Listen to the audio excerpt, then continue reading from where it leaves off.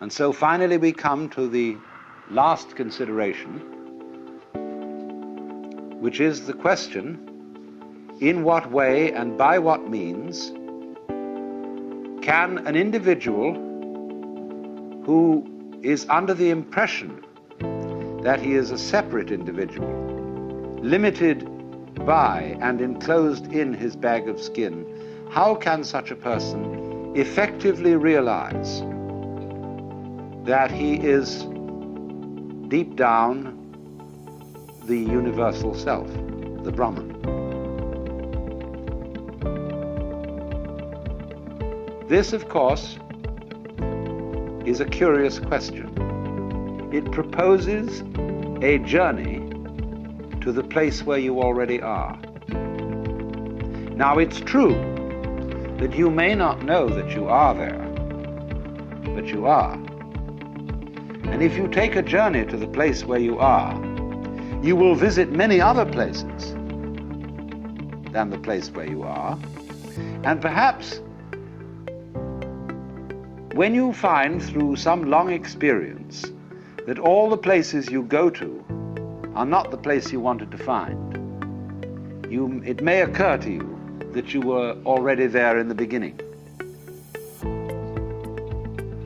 And that is the Dharma, or method, as I translated that word, which all gurus, teachers of spiritual development, use fundamentally. They are all of them tricksters, but in the most beneficent sense of the word trickster. Why trickster?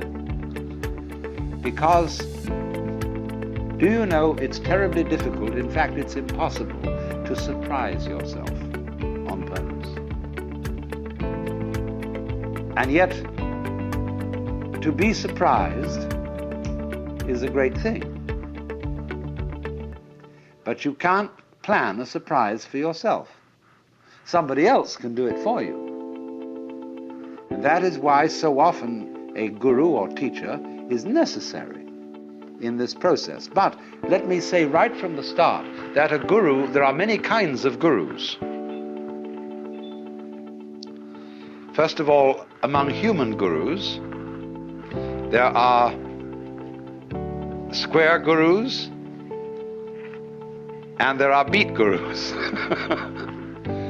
There are gurus like, well, let's say a great Zen master today. Let's take Oda Roshi at Daitokuji, who is a square guru and a very good one. But you go through regular channels. Then there is a guru like Mr. Gurdjieff, who is a rascal guru, who leads you in by means that are very, very strange indeed. Then there are gurus that are not people. The gurus may be situations, a certain kind of problem or encounter. Even a book can to some extent be a guru. A friend can be a guru.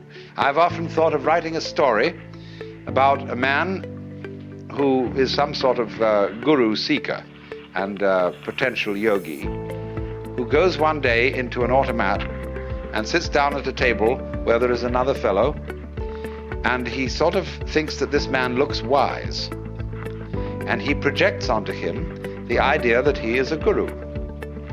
And he says, "I feel there's something special about you." And the man says, "Oh, really?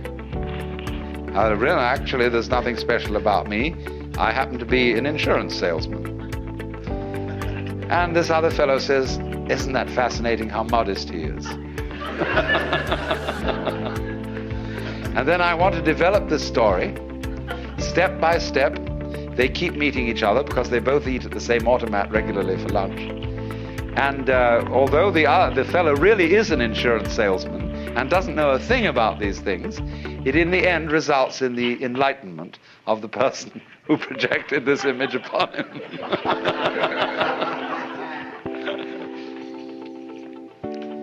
So there are, as I say, many kinds of guru. But the problem of the guru is to show the inquirer in some effective way that he already has what he's looking for.